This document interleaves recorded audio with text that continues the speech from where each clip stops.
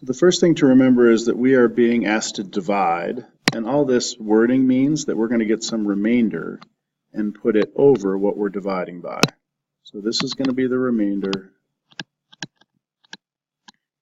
and what goes here is going to be that 2x plus 3, and this is going to be what's at the top of our box. So we know that the first piece of our box division will be what we start with, 4x cubed, and we're going to divide by 2x plus 3.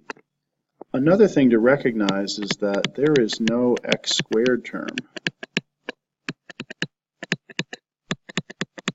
So when we start doing our box multiplication, we're going to look to make 0x squared.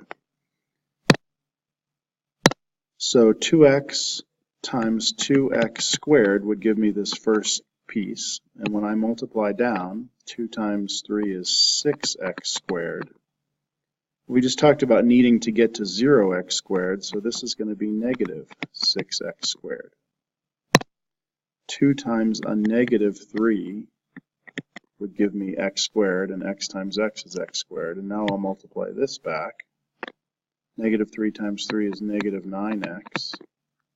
And I'm trying to reach positive 3x.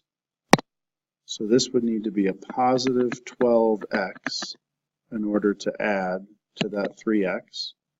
2 times 6 is going to give me 12. Similar to all the other ones, I'll multiply 6 times 3 and get 18. And I'm trying to get to 10. So 18 minus 8 will get me to that 10. So that must mean my remainder is negative 8. So my final answer is what you see here. That is the Q term.